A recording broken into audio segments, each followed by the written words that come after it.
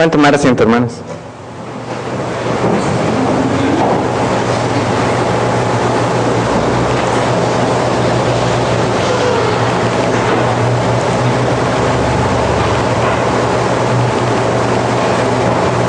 Buscamos en nuestras Biblias Marcos capítulo 7.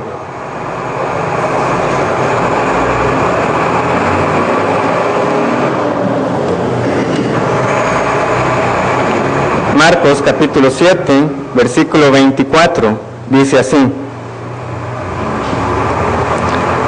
levantándose, Marcos 7, 24, levantándose de allí, se fue a la región de Tiro y de Sidón, y entrando en una casa, no quiso que nadie lo supiese, pero no pudo esconderse, porque una mujer, cuya hija tenía un espíritu inmundo, luego que oyó de él, vino y se postró a sus pies.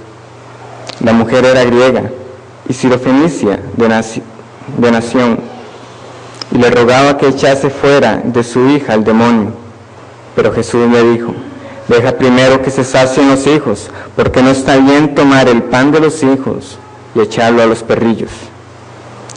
Respondiendo ella, y le dijo: sí, Señor, pero aún los perrillos debajo de la mesa comen de las migajas de los hijos. Entonces le dijo: por esta palabra, ve, el demonio ha salido de tu hija. Y cuando ella llegó a su casa, halló que el demonio había salido, y a la hija acostada en la cama. Oremos.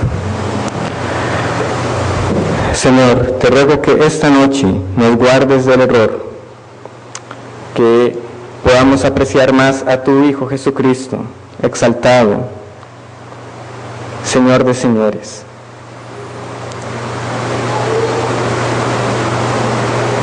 Guárdanos de toda distracción, que nuestros pensamientos estén centrados sobre el texto.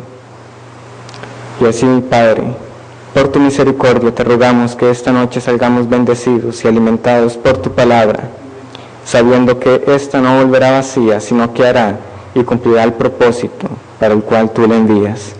Te lo rogamos en el nombre de nuestro Señor Jesucristo. Amén. Busquemos el pasaje paralelo, que será nuestro texto esta noche. Mateo, capítulo 15, versículo 21. Mateo, capítulo 15, versículo 21. Algunos de mis pasajes favoritos de las Escrituras forman parte de esta serie de los milagros. El primero de ellos era el de la mujer que tocó el manto de Jesús. Hoy tengo la oportunidad de exponer otro de ellos, y es el de esta mujer griega, o cananea, como la llama Mateo, o sirofenicia, como la llama Marcos. Es lo mismo. Se refiere a los habitantes que venían de la región de Tiro y de Sidón. Una mujer gentil. Y la nacionalidad de esta mujer es importante, por eso les pido que lo tengan siempre presente, de dónde es que esta mujer ha salido, de la región de Tiro y de Sidón. Pero por ahora les menciono cuáles serán los 2 puntos de nuestro sermón esta noche, que son sencillos, son solo 2. El primero es el poder de Cristo para sanar, y el segundo, la bondad de Cristo para recompensar la fe. El primer punto, entonces, la autoridad de Cristo para sanar. ¿Qué leemos nosotros al inicio? Versículo 21 del capítulo 15. Saliendo Jesús de allí, se fue a la región de Tiro y de Sidón, y aquí una mujer cananea que había salido de aquella región clamaba, diciéndole: Señor, Hijo de David, ten misericordia de mí, mi hija es gravemente atormentada por un demonio. Y al final nosotros leemos en el versículo 28, entonces respondiendo Jesús dijo: oh mujer, grande es tu fe, hágase contigo como quieres. Y su hija fue sanada desde aquella hora. Ya hemos visto milagros similares, ya hemos visto exorcismos, ya tenemos el caso de Marcos capítulo 1, de aquel muchacho que estaba en la sinagoga. Y ni qué hablar de cuando tuvimos que estudiar el caso de Legión, que eran muchísimos demonios y cómo fueron precipitados en el hato de cerdos. Y también hemos visto cómo Cristo puede sanar sin necesidad de trasladarse donde esté la persona afectada. Esto en el caso del centurión y su sirviente. Y palabras similares escuchamos de Cristo, que Él se maravilló, y os digo que ni aún en toda Israel he hallado una fe como la de este hombre. Entonces aquí tenemos una conjunción de ambos, porque ciertamente las expulsiones de demonios que hemos estudiado hasta el momento han sido porque se los han traído a Cristo. Hay unos de los cuales no vimos mucho detalle, sino que leemos que en esas jornadas de curación llegaban muchas personas enfermas y entre ellas llevaban personas endemoniadas a Cristo. Se las llevaban y Él los reprendía. Y los dos casos que ya les mencioné, de Legión y de Marcos 1. Y todavía nos resta uno más, también de otro padre que llegará a Cristo a decirle que su hijo es gravemente atormentado también por un demonio. Y en este caso los discípulos no pueden expulsarlo. Y Cristo dice, yo os digo que este género no sale sino con oración y ayuno. Pero Cristo hace la petición particular, traédmelo acá. Por tanto, si hay algo que podemos rescatar de este milagro, es que Cristo no necesita establecer diálogo con los demonios para reprenderlos y expulsarlos. Es tal su autoridad que de ahí donde Él estaba, pudo darle certeza a esta mujer de que su hija había sido curada. Los diálogos que nosotros encontramos son para nuestro estudio y para nuestra edificación, que podemos aprender nosotros de ellos, de que no importa la cantidad de demonios, ellos igual tuvieron que pedir permiso a Cristo para poder hacer algo. Y cuando fue el caso de aquel que estaba en la sinagoga, cómo el demonio reconocía que Cristo era el Hijo de Dios, el Santo, y que sabía además que Cristo tenía la autoridad para venir y destruirlos. ¿Acaso vienes antes de tiempo para destruirnos a nosotros? Pero aquí no hay diálogo, simplemente le dice, ve, tu hija ha sido sana. Y lo más que podemos añadir, dado la brevedad con la que se nos describe este milagro, es que justamente el centro en este relato, hermanos, no es este exorcismo, porque ya hemos visto varios. Solo podemos dar como certeza que Mateo dice que fue sana desde aquella hora, y Marcos de alguna manera tiene en su conocimiento de que cuando la mujer llegó, encontró a la hija de esta mujer bien, y que la halló en la cama. Hallarla en la cama podemos suponer que era lo natural, porque acabamos de leer de que era gravemente atormentada, entonces que estaba teniendo el reposo necesario después de semejante aflicción. Entonces pasemos a nuestro segundo punto, la bondad de Cristo para recompensar la fe. La bondad de Cristo para recompensar la fe. Que una persona llegara a Cristo con fe a pedir un favor, una curación, no es algo atípico. Justamente esto se ha tratado de toda esta serie que hemos estado estudiando. Personas vienen suplicando al Señor. Pero tanto Marcos como Mateo hacen hincapié en que esta mujer era gentil. Hermanos, en el momento que nosotros leemos la región de Tiro y de Sidón, esto tiene que decirnos algo a nosotros. Tiene que decirnos algo. En el Antiguo Testamento son varias las profecías que nosotros hallamos con respecto a este lugar. Por ejemplo, en Jeremías capítulo 25 y Jeremías capítulo 27, nosotros encontramos a Tiro mencionada junto con otras varias ciudades donde el Señor les dice: ustedes serán dominados por mi siervo Nabucodonosor y serán parte del imperio de Babilonia. También en Jeremías 47 hay una pequeña profecía donde se anuncia su destrucción. Y hay muchas más. Tenemos a Joel capítulo 3, versículos 4 al 8, Amós 1 del 9 al 10, Zacarías 9 del 2 al 4, e Isaías 23, y en esta noche quiero que vayamos a Isaías 23, por ver una de esas tantas profecías con respecto a la región de Tiro y de Sidón. Isaías 23.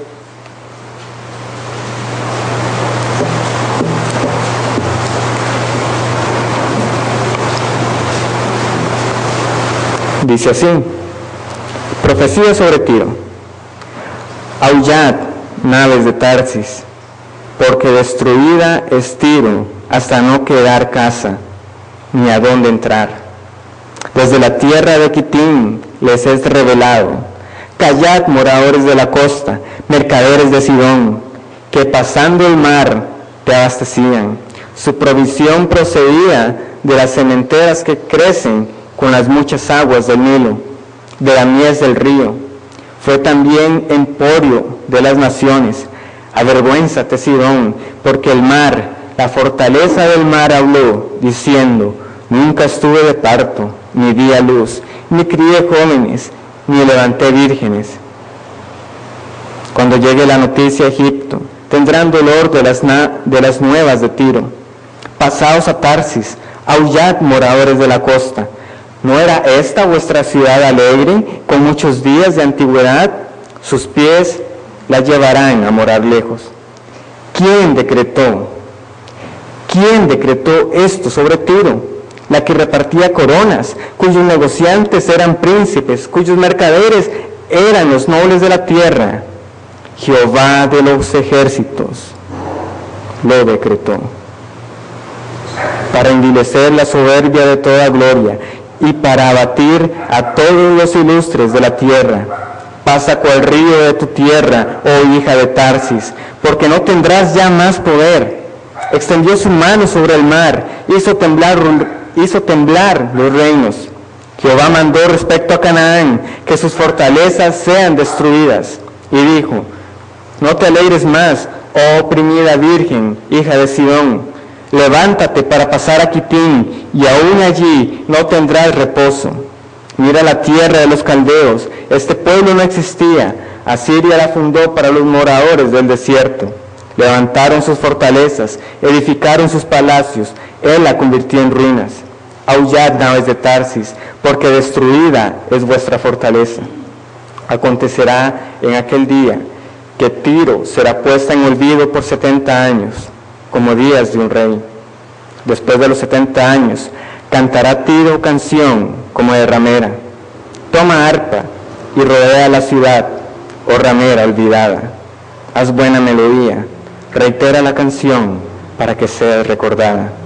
Y acontecerá que al fin de los 70 años, visitará Jehová a Tiro y volverá a comerciar, y otra vez fornicará con todos los reinos del mundo sobre la faz de la tierra.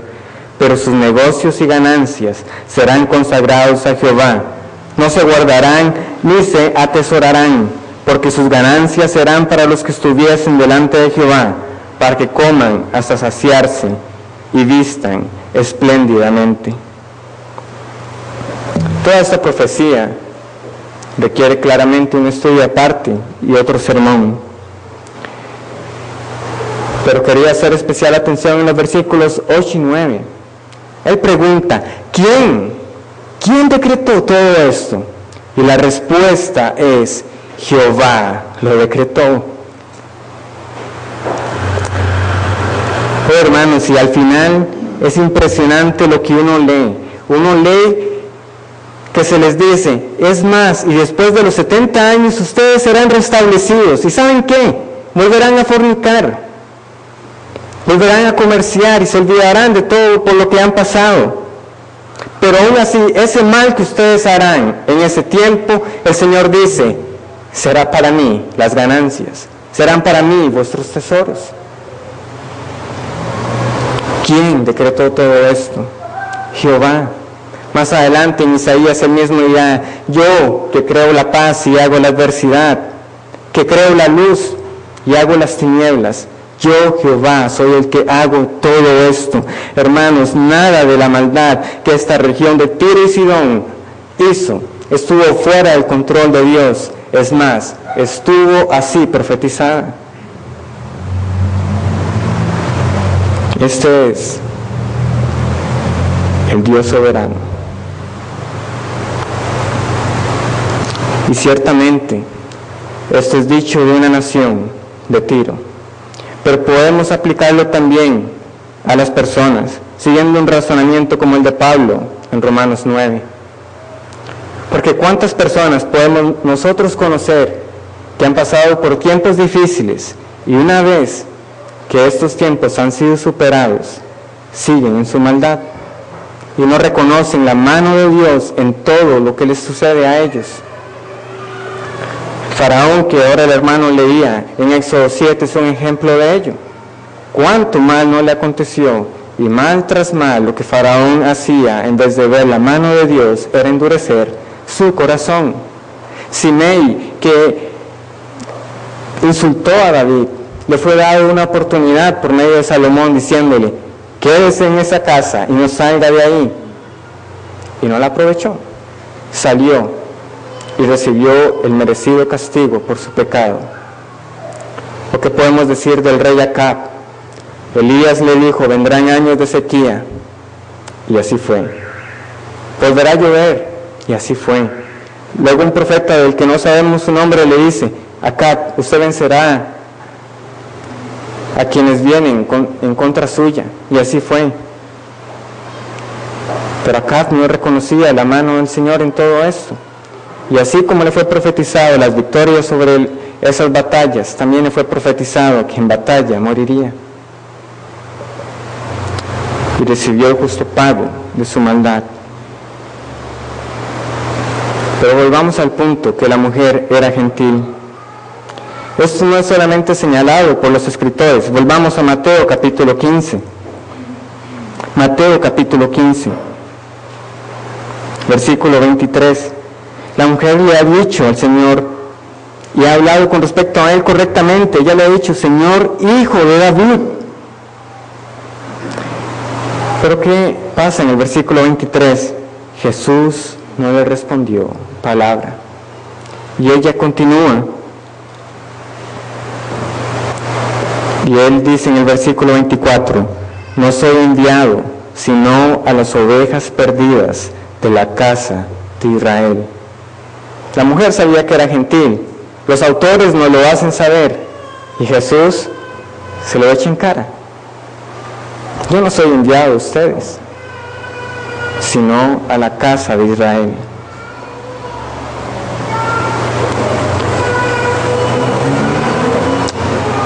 Versículo 25. Entonces ella vino y se postró ante él diciendo: Señor, socórreme.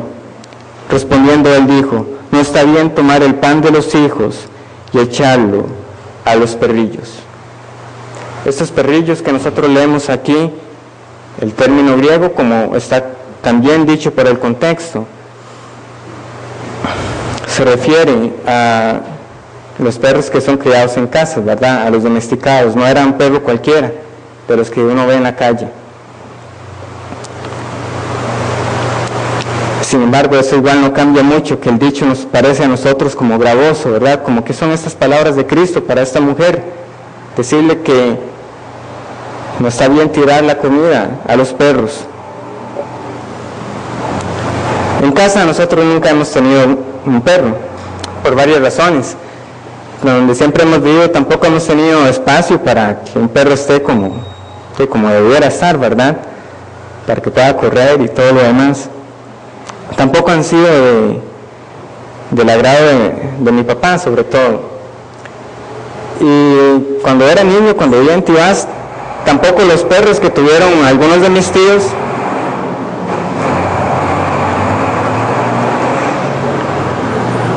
pues no eran perros como que se prestaran para jugar. Uno de ellos tuvo por unos años un pastor alemán, y una tía por muchos años tuvo un Rottweiler que usaba una cadenota para que justamente no se escapara, y aún así siempre la reventaba. Entonces era mejor uno quedarse encerradito para aquello que no se lo comieran a uno.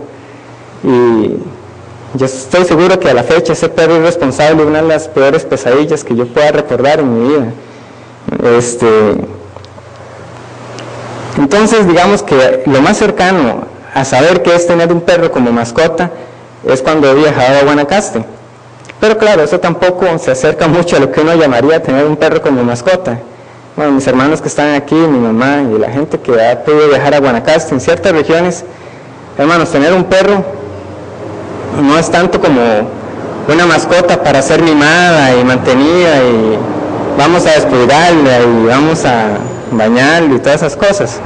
Es más como un mal necesario, ¿verdad? Para que avise ahí si hay intrusos, ahí para que lo acompañe a uno a ir al monte, a ir a cazar. Y ahí están los perrillos. Entonces no era que uno se iba a encontrar ahí con unas razas finísimas, eran unos aguates legítimos. ¿Sí? Y eso que los que uno veía donde mi abuela, que se puede decir que estaban relativamente bien comparado con lo que uno veía donde los vecinos. Entonces, de las primeras cosas de niño yo recuerdo era la hora de la comida. Y ahí sí no importa si es un perro fino o un zaguate, que ellos van a llegar donde uno está comiendo. Entonces le ponen a uno esa carita. Y si es bonito, pues, ay, qué bonita carita y no sé qué. Y si es feo, pues a uno le da lástima. Pero ahí le hacen la carita a uno. Y uno comiendo y esa carita ahí está. Y entonces salían las palabras de mi abuela: no les dé, porque se malacostumbran. Y estaba el perrillo haciéndole a uno la carita. Claramente muchas veces yo les tiraba, pero no se quedaban satisfechos con eso, sino que se comían lo que tenían que comerse y volvían otra vez y otra vez la carita.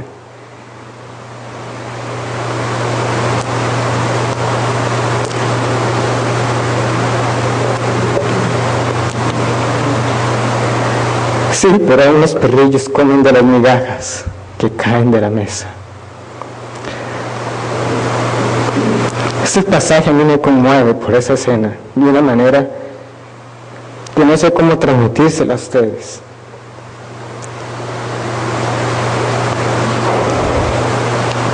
Y por años yo he encontrado este pasaje tan difícil de asimilar justamente por esas palabras de Cristo.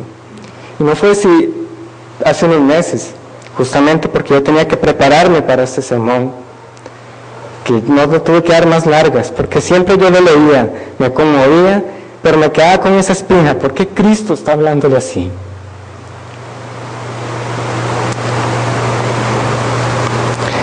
¿No nos parece típico ver como un Cristo indiferente, que al principio ni le hablaba? Señor, despídela, que está dando voces tras nosotros. Señor, socórreme. Yo los he enviado a ustedes. Señor, mi hija está gravemente atormentada. No está bien tomar la comida de los hijos y echársela a los perrillos. Sí, Señor, pero aún los perrillos comen de esas migajas.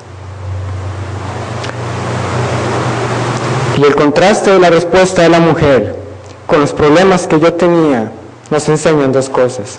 Uno, que aquí estamos viendo el testimonio de una vida cambiada y de los frutos de una fe salvadora. Y por otro lado, si usted como yo encuentra esas palabras duras, que hoy en día si alguien a usted lo trata de perro, es un agravio, es un insulto y usted se enojaría con esa persona, eso nos muestra más del orgullo que hay en nosotros. Porque esta mujer no vio un insulto en lo que Cristo le estaba diciendo. Ella dijo: en efecto, yo soy un perro. Y la fe reconoce que ante el Santo Dios y ante la presencia de Cristo, ser llamado un perrillo que está comiendo la mesa es más que misericordia, porque somos inmundos delante de Él. ¿Qué merecemos nosotros? Ella no le dijo: ¿por qué me tratas así? ¿Por qué me insulta?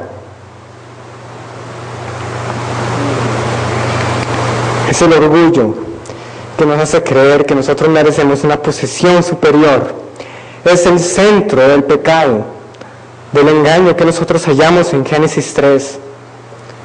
Seréis como Dios.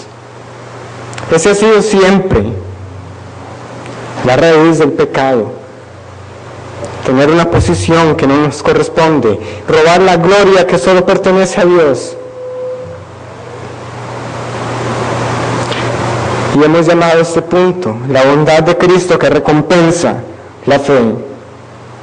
Porque es cierto, hermanos, que esta mujer va a Cristo, pero estaríamos olvidando lo que leímos al puro inicio en el versículo 21. Dice, saliendo Jesús de allí, se fue a la región de Tiro y de Sidón. Cristo fue quien tomó la iniciativa de ir a ese lugar, y a ese lugar justamente le iba a encontrar, ¿qué? Gentiles.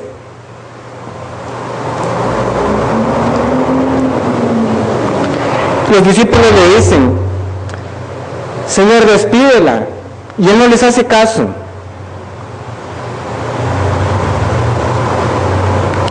Y hermanos, Cristo no solo le concede la petición a esta mujer, sino que al final la vemos elogiada por esa fe. Oh mujer, grande es tu fe. Por una fe que al final de cuentas también ha sido dada a ella. ¿Por qué Cristo decidió actuar de esta manera? Es una pregunta que nosotros no podríamos responder de una forma autoritativa. Fue por esto y por esto. Pero hermanos, sí podemos estar seguros de que no fue indiferencia, de que no fue apatía, de no fue que Cristo cambió de parecer al último momento, porque estas no son las características de un Cristo sin pecado. Desde un principio Él sabía qué iba a hacer.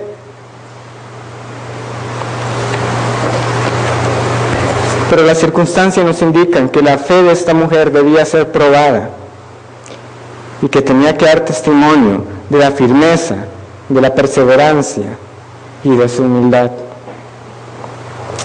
Con esto nosotros llegamos al momento de las aplicaciones, y son 3. En primer lugar, hay un llamado contra la indiferencia. En segundo lugar, hay un llamado a la perseverancia en la oración, y en tercer lugar, hay un llamado al arrepentimiento. Primero, hay un llamado contra la indiferencia.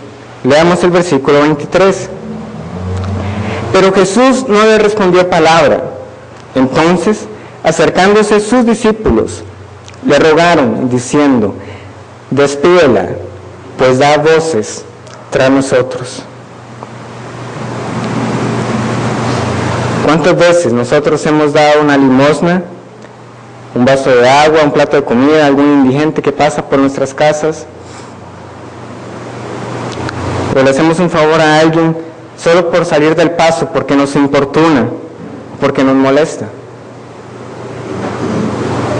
Los discípulos le piden a Jesús que le diga a esta mujer que se vaya.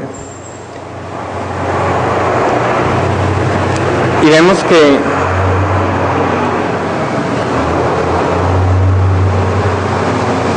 vemos que la palabra es despídela. No hay razón para poder argumentar que ellos estaban diciéndole, Cristo, sane a la hija de esta mujer y dígale después que se vaya. No, despídela era diciéndole que simplemente se fuera. A ellos no les importaba si a esta mujer le era concedida o no su petición. De hecho, esta palabra, si nos retrocedemos un capítulo en Mateo 14, en el versículo 15, nosotros la leemos. Dice, cuando anochecía, se acercaron a él sus discípulos, diciendo, el lugar es desierto y la hora ya pasada, despide a la multitud. Como nos queda claro también de la alimentación de los 5,000, ellos no le estaban diciendo a Cristo, Jesús, vea cómo los alimenta y después que se vayan. No, era, despídalos para que busquen dónde vayan a ir a comer. Y lo mismo estaba ocurriendo con esta mujer, y no, que se larguen.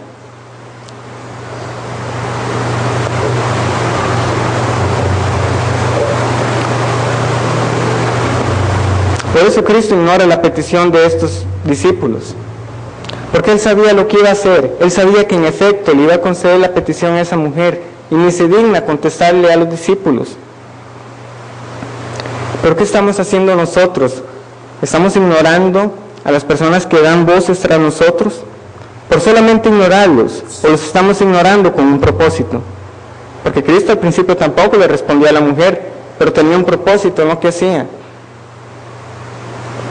Es cierto, me dirán algunos, bueno, ¿y cómo que multitudes o personas dando voces tras nosotros? Si la gente ni siquiera quiere saber de Cristo, de Dios, de la religión. Es cierto, no son multitudes las que están detrás de nosotros suplicando. Aquí tenemos que una sola mujer de toda una región, una sola. Pero de haber sido por los discípulos, ni aún esa una hubiera recibido bendición de la visita del Señor a este lugar.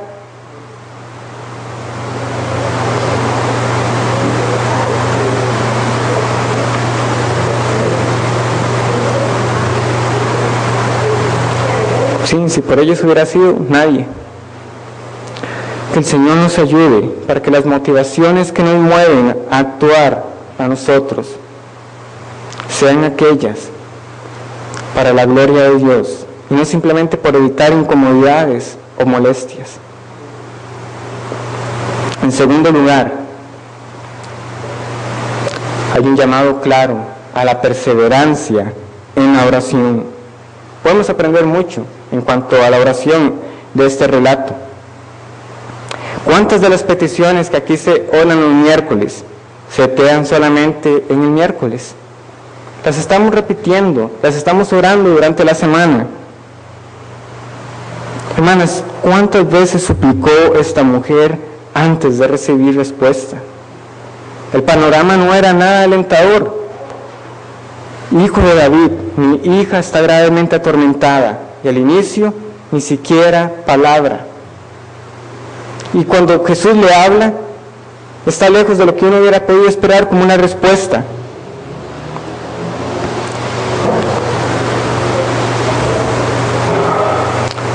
Vamos a Lucas 18.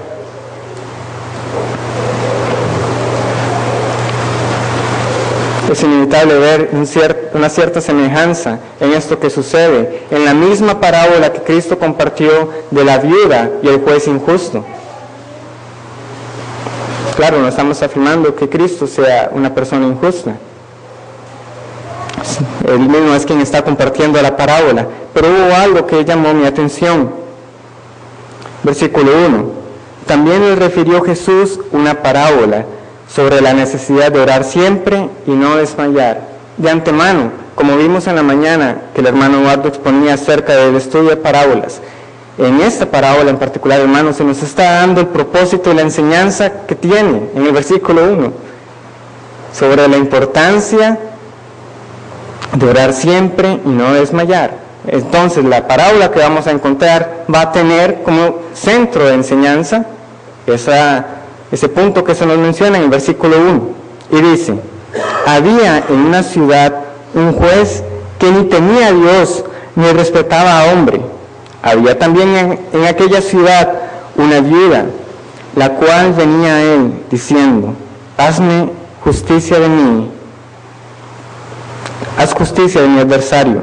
Y él no quiso por algún tiempo, pero después de esto dijo dentro de sí: aunque ni temo a Dios, ni tengo respeto a hombre, sin embargo, porque esta viuda me es molesta, le haré justicia, no sea que viniendo de continuo me agote la paciencia. Y dijo el Señor: oíd lo que dijo el juez injusto. ¿Acaso Dios no hará justicia a sus escogidos que claman a Él día y noche? ¿Se tardará en responderles?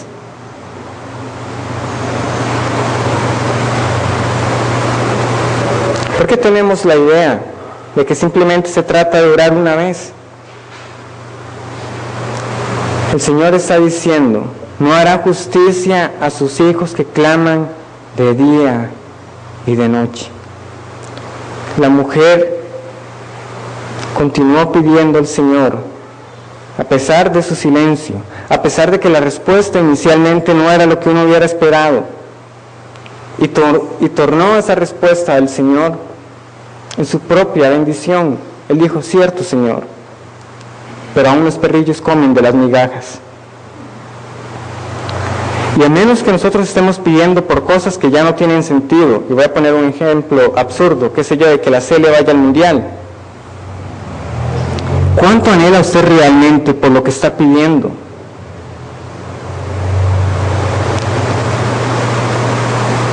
No se trata solo de decir: bueno, sí, por la salvación de mis familiares. ¿Por qué no puede nombrar por sus nombres en específico. Bueno, sí, ya que están orando y quiero que oren por la salvación de mis familiares.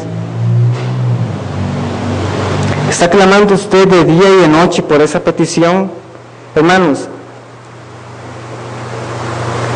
si hay algo que realmente nosotros anhelamos, es para que uno pase día y noche y vez tras vez orando y orando al Señor, sabiendo que Él hará justicia. Sea esa respuesta sí, sea esa respuesta no, pero la respuesta que dará nos hará justicia. ¿Cuál fue la respuesta para Pablo? No fue, sí, le quitaré el aguijón, fue, bástate mi gracia. Y el apóstol halló consuelo en esa respuesta. Pero que leemos nosotros, que el apóstol vez tras vez le estaba pidiendo al Señor, quítame este aguijón, hasta que recibió la respuesta, bástate mi gracia. Y aquí la mujer suplicó, nosotros leemos que se postró a los pies del Señor.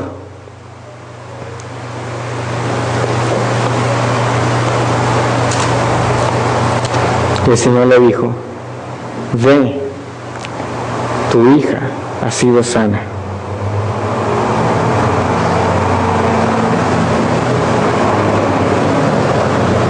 El Señor definitivamente hace justicia a sus escogidos. Y finalmente hay un llamado al arrepentimiento.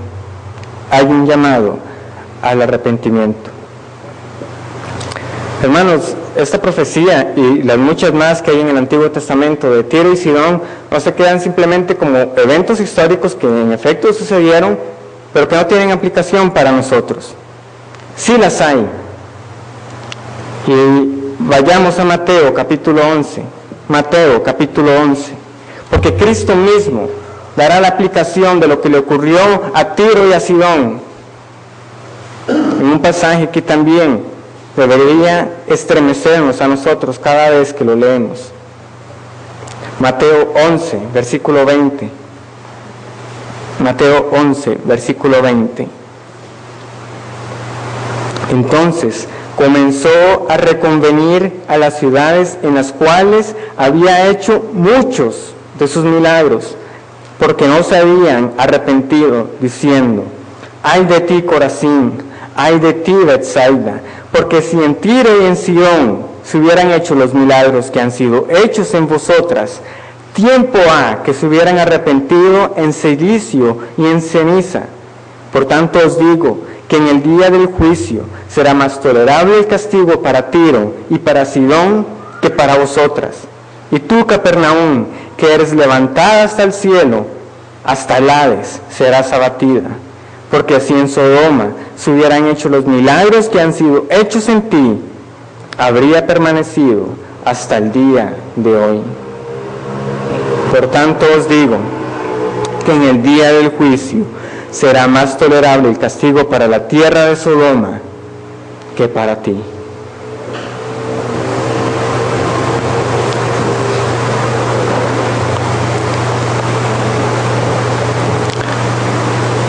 Acabamos de ver un llamado por nuestro propio pecado, nuestra propia indiferencia ante el dolor ajeno, de que a veces simplemente por salir del paso hacemos ciertas cosas. Pero peor aún que esa indiferencia está la indiferencia ante el Evangelio de Jesucristo.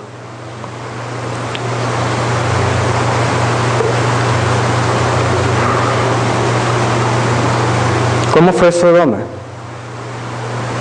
Hermanos, era tal la maldad y tal la perversión de los pecados sexuales ahí cometidos, que hasta el día de hoy nosotros tenemos en nuestro vocabulario la palabra sodomía.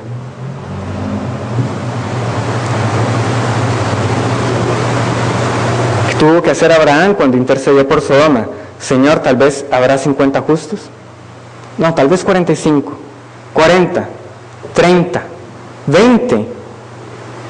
Señor, quizás 10 justos. Ni 10 justos. Esa ciudad fue destruida. El único, Lot. ¿Quiénes eran estas ciudades de Capernaum y estas ciudades de Betsaida? Ya que estamos en Mateo, les invito nuevamente a que retrocedamos unas 2 páginas. Mateo capítulo 8. Mateo capítulo 8. Y solamente les contaré la cantidad de milagros que tenemos en 2 capítulos de Mateo. Tenemos Jesús sana a un leproso. Tenemos Jesús sanando al siervo del centurión. Jesús sanando a la suegra de Pedro. Jesús calmando la tempestad. Los endemoniados gadarenos. Pasamos al capítulo 9 y tenemos a Jesús sanando a un paralítico. Tenemos el llamamiento de Mateo. Tenemos la hija de Jairo y la mujer que tocó el manto de Jesús. Tenemos milagros menores sobre 2 ciegos y sobre un mudo. 10 milagros en 2 capítulos. Y estas ciudades estaban como si nada. Y el Señor les dice, yo les digo que si lo que ha sido hecho en medio de ustedes hubiera sido hecho en una ciudad como Tiro y Sidón, hace tiempo que se hubieran arrepentido. Y no que Tiro y Sidón fuera una maravilla, ya leímos el juicio sobre ellos, era una ciudad pecadora. Pero usted que está esta noche, ¿qué le hace creer que los beneficios que ha recibido del Evangelio le hacen mejor que estas ciudades antiguas? Porque más severo aún que el pecado de homosexualidad que hubo en Sodoma, y más grave que el pecado de idolatría y fornicación que hubo en Tiro y Sidón, aún más grave que esos pecados, es más grave la indiferencia ante el llamado al arrepentimiento que está haciendo Jesús, y que usted, al menos en esta noche, si pudiera tener excusa de que antes no había escuchado de Cristo, está siendo indiferente a Él. Porque usted está oyendo aquí las buenas nuevas de salvación en la escuela dominical, los domingos en la mañana, los domingos en la noche, los miércoles. Y es la meta de cada quien que está aquí al frente, predicar siempre al Cristo resucitado y glorioso, al Señor de señores. Y usted tiene 2 alternativas. Decir, esto no es conmigo, no me importa, total. Pero el que usted crea o no cambia el hecho de que Jesús da por sentado la existencia de un día del juicio. Cristo dice, vendrá el día del juicio, y ese día el juicio sobre Sodoma, sobre Tiro y Sidón, será más tolerable que lo será para ustedes. Y esas mismas palabras aplican para nosotros que estamos acá. Porque si usted piensa que hubiera sido entonces mejor haber vivido en la ignorancia de Cristo, usted está equivocado. Escuchar de Cristo es lo mejor que le puede haber pasado. Pero con ese privilegio viene una gran responsabilidad.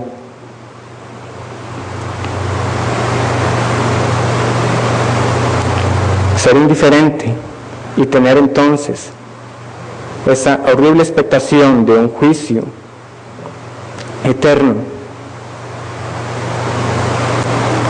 Usted puede venir como esta mujer, reconociendo que somos perros pidiendo migajas. Pero lo mejor de todo es que Cristo no da migajas. Cristo se da a sí mismo como el pan de vida completo. Cristo tampoco hace excepción de personas. Aún Tiro y Sidón, como fue así destruida por la profecía que le fue anunciada, al menos tenemos el registro de una mujer de ese lugar que fue salva. Y esto coincide completamente con lo que Juan nos dice en Apocalipsis, de una multitud de toda lengua, de toda nación, de toda raza. Porque yo le digo algo a usted esta noche. Usted nunca encontrará en la Escritura a alguien que haya acudido con fe a Cristo y que Él le haya echado fuera. Porque Él mismo dice, el que a mí viene, yo no le echo fuera. Esta mujer no se fue sin recibir una recompensa por su fe. Y si usted piensa del joven rico como una excepción, yo les digo que el joven rico no llegó con fe, donde el Señor. Porque él no le creyó a Cristo las palabras que él le dijo. Él no creyó que vender todas las posesiones para tener a Cristo era lo mejor. Porque en esta vida, tenerlo todo, trabajo, éxito, dinero, una buena familia, sin Cristo, de nada vale. Pero si usted tiene a Cristo y no tiene nada de eso otro que acabo de mencionar, usted lo tiene todo. ¿Usted lo cree? Usted puede seguir indiferente a esas palabras o puede ir a Cristo, que Él no le echará fuera. Oremos. Padre,